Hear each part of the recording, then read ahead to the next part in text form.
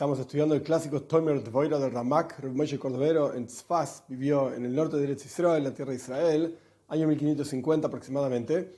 Hoy vamos a estudiar el último capítulo para completar el libro, el capítulo 10. Explicó Rabbi Shimon ben Yochai, el autor del Zohar, en Parshas Breishis, en el Zohar, escribió lo siguiente: un gran consejo y muy importante de la Toira, cómo vincularse, cómo conectarse la persona con santidad suprema y comportarse con esa santidad suprema de manera tal que nunca se separen de la persona las Sefiro Israelioinois, las emanaciones divinas, expresiones divinas, que nunca se separen de la persona. ¿Cómo deberías comportarte, digamos, para que Dios siempre esté con vos? La persona tiene que comportarse de acuerdo al momento. Quiero decir, saber qué expresión divina gobierna en ese momento determinado del día para vincularse con esa expresión divina de manera tal de hacer todos los tikkunim, reparaciones, trabajos necesarios que tienen que ver con esa cualidad divina que gobierna en ese momento. Y empieza el Zohar, o sea, Rabbi Moshe Cordovero está explicándonos de diferentes lugares en el Zohar, poniéndolos todos juntos, cómo uno debe comportarse a lo largo del día. Empieza con la noche, el momento en que la persona se va a dormir sobre su cama. Y en ese momento, por cuanto gobierna la noche, obviamente la oscuridad, esto representa Malchus. Malchus literalmente se traduce como reinado. Pero el concepto de Malchus, y esto lo estudiamos en clases anteriores, es Raglei Yordeis Maves. Sus piernas bajan hacia la muerte. ¿Qué significa esto? Malchus es como la boca. La boca habla y produce ideas que están, por así decir, produce palabras que están, por así decir, fuera de la persona. Ya son para afectar e influir sobre otra persona. El mismo concepto ocurre con, entre comillas, la boca de Dios. Malchus pe teira shebape karin la, así dice el Tikkun en Zayar. Es la herramienta, digamos, a través de la cual se oculta Dios. Por eso se llama Malchus, reinado, como un rey que está separado del resto del pueblo, no se mezcla con la gente común y pasa a ver, por así decir, otra cosa. Entre comillas, no hay nada fuera de Dios, por supuesto, pero entre comillas hay otra cosa separada como la palabra, que genera una separación entre las personas a pesar de que transmite una idea. Pero esa idea ya está rebajada, ya está adaptada y no es como la idea original en la cabeza. Este es el ejemplo de Malchus, digamos, yendo e influyendo sobre otro nivel. Y al respecto de Malchus como reinado, es el rey separándose del resto de sus súbditos, entre comillas, la creación entera. De la misma manera que el rey, ejerciendo su reinado, se separa del resto de la gente y no se mezcla con los demás. A la noche, entonces, gobierna Malchus, porque a la noche hay un ocultamiento de la presencia de Dios. Este es el mismo concepto en donde el rey está oculto, por así decirlo, del resto de la gente. Y la persona se va a dormir. Y el sueño es una especie de muerte, como dice el Talmud. Y el sueño representa el árbol de la muerte, en donde gobierna el árbol de la muerte en el mundo.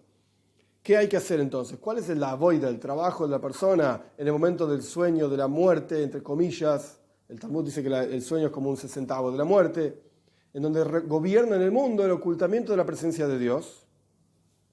La persona tiene que reparar y apurarse, por así decir, adelantarse y unirse en el secreto de Kedusha, de santidad. Es decir, unirse en Malchus, unirse con esta cualidad divina, con su santidad.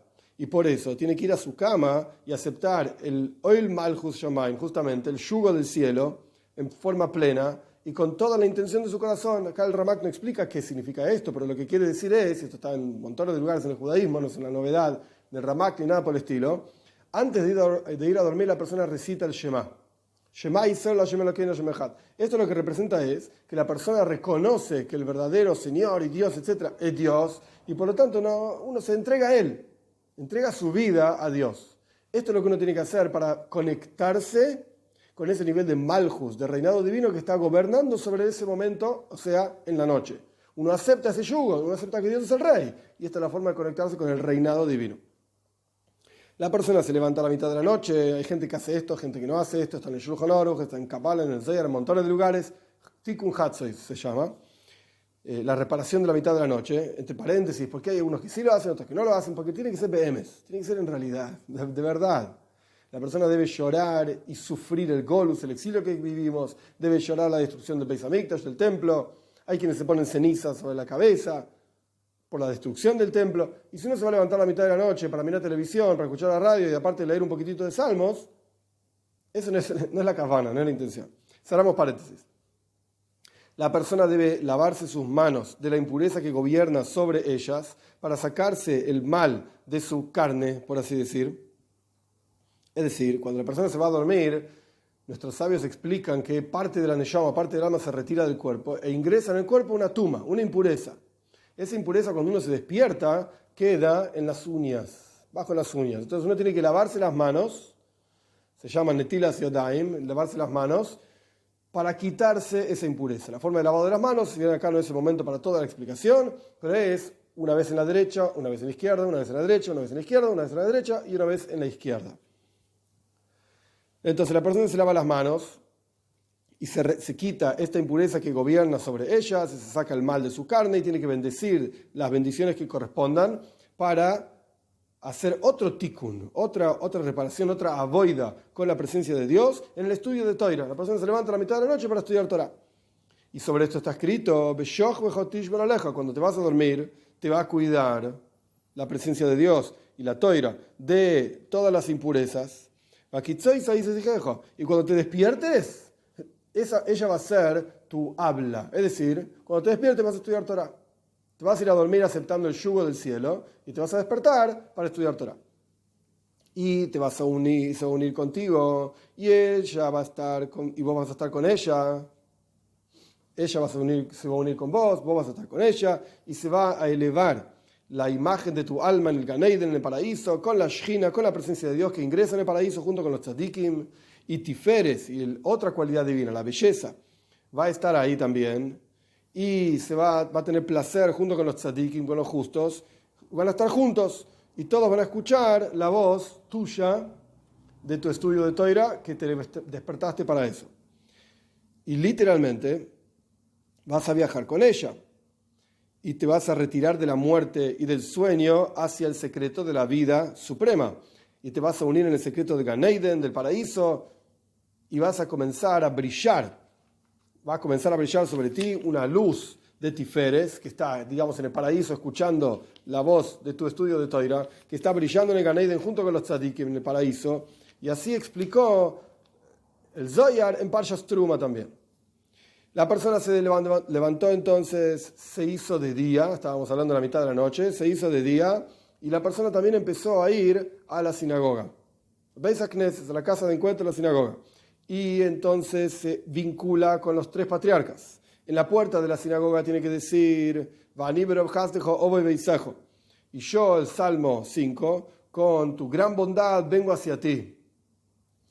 Esta frase en realidad, si bien acá el Ramak dice que se dice en la puerta de la sinagoga, está en todos los sidurim, en todos los libros de rezo, y se dice antes, digamos, como preparación para el rezo de la mañana, que uno viene hacia Dios con su gran bondad, o sea, nos despertamos por la gran bondad divina.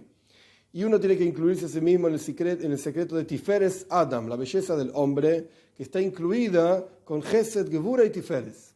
Paréntesis, sin entrar en toda la explicación, hay una forma de entender la presencia de Dios como una persona. Pero no es que Dios es una persona, Dios libre y guarde, no tiene imagen ni nada por el estilo.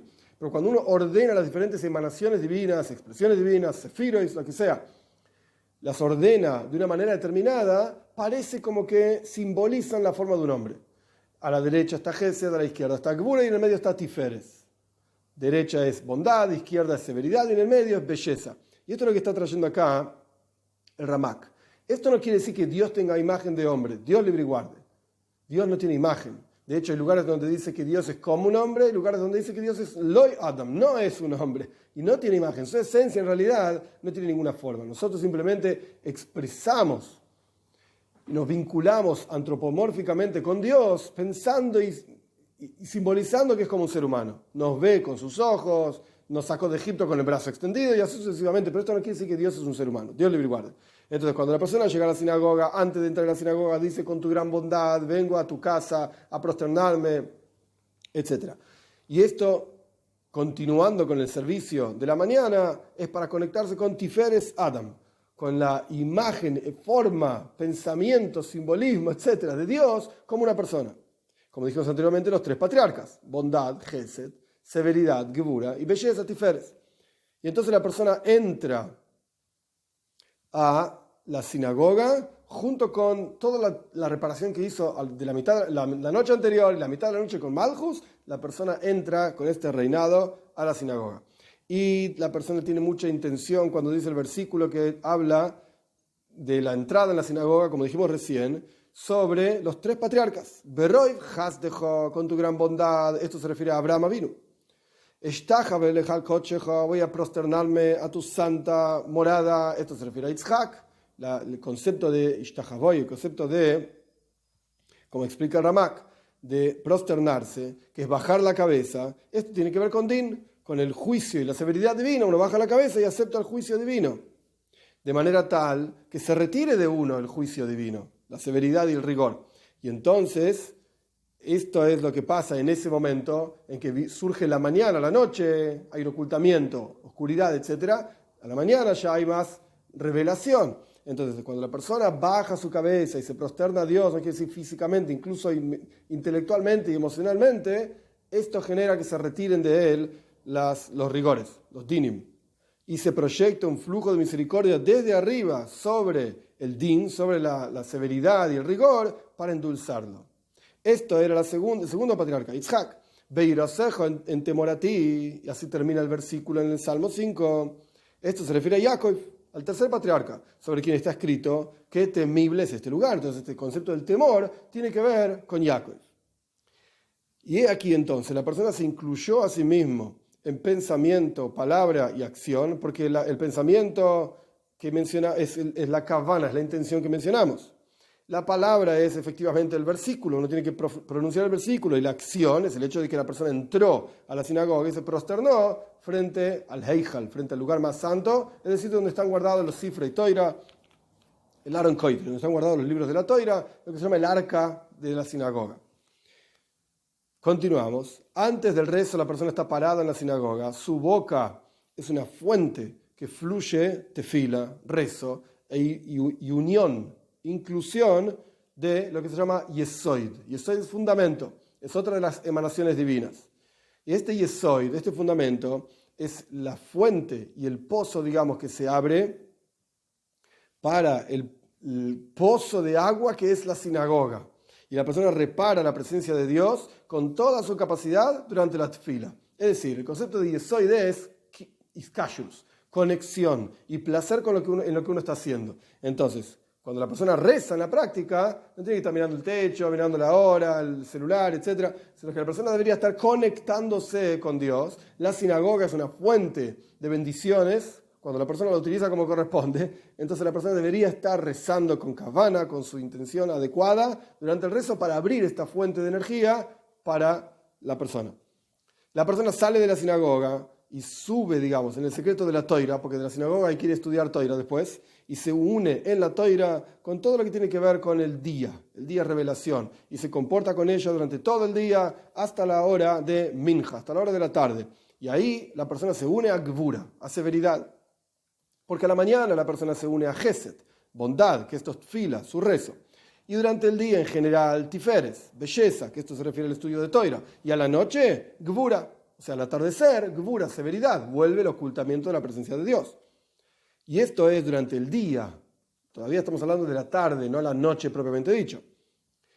Que la persona va a la sinagoga y vuelve a rezar, el rezo de la tarde, en el secreto de gvura, de severidad, así como hizo a la mañana al respecto de Geset. Tiene que decir los versículos que corresponde, pensar en los patriarcas y rezar con mucha kavana, con mucha intención para unirse a Dios. Y entre una cosa y la otra, entre la mañana y la tarde, la persona tiene que unirse a la Shejina, a la presencia de Dios, para que esté con él, con su comida, mientras está comiendo.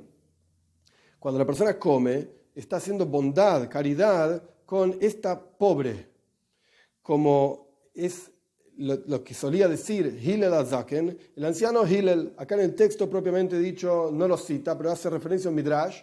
En el Midrash cuenta que Hillel solía decirle a sus estudiantes: voy a rendir bondad, voy a hacer bondad con esta pobre avergonzada. Y los estudiantes le preguntaban: ¿de qué estás hablando? Del cuerpo. Tengo que comer, porque si no como, me muero. Entonces voy a rendir bondad, voy a hacer bondad, caridad, actos de bondad con esta pobre. Esto se refiere al cuerpo. Entonces, a esto está haciendo referencia el Ramak.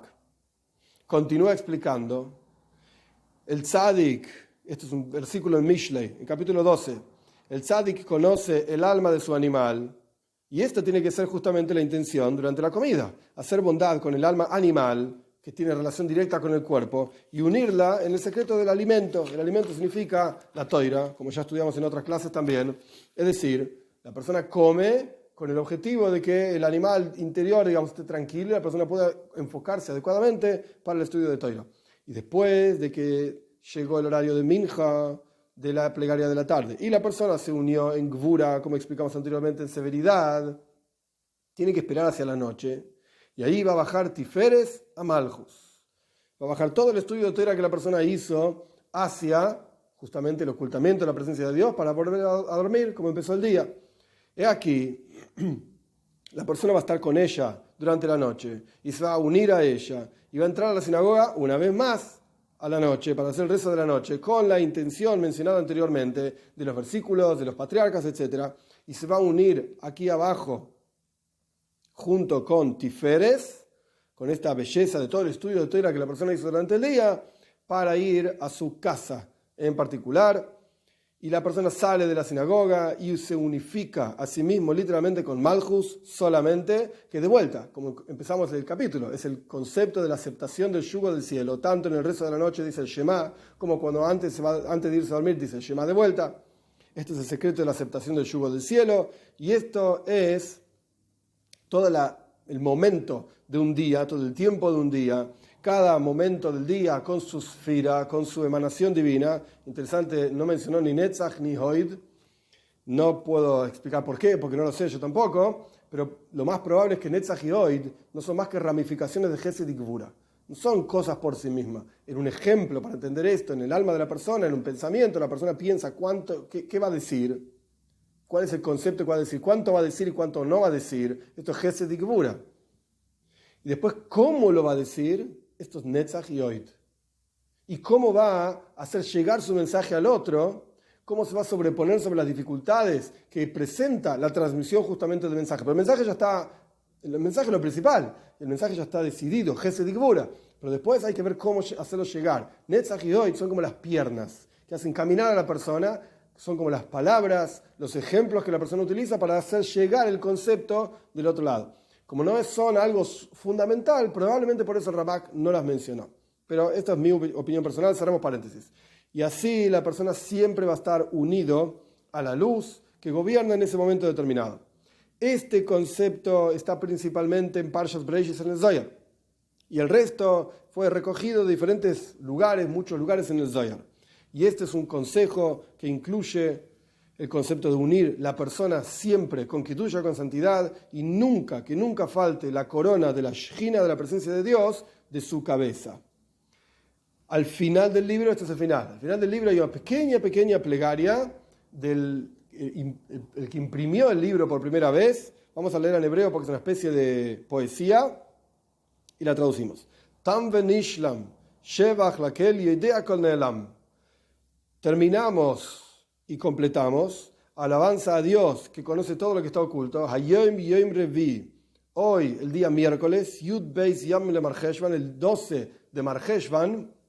Marcheshvan siempre ocurre alrededor de noviembre, diciembre. Shnas Ye'era Valav Sichi Onoichi Esmach Bashem, el año que está representado por el versículo en los Salmos 104, agradará a Dios mi palabra y yo me voy a alegrar con Dios. Esmach, la palabra Esmach suma 349. 349 se refiere al año 5349, que en los años comunes que la gente conoce es el año 1588. Marcheshvan de 4749, es 1588. Ese fue el año en que se imprimió el libro. El Ramak vivió entre 1522 y 1570. Post muerte es que se imprimió por primera vez el libro. Bor Hashem, gracias a Dios lo terminamos. Hay montones y montones de enseñanzas, y que así como terminamos este libro, que Hashem, Dios, nos dé la fuerza y la capacidad para terminar muchísimos libros más.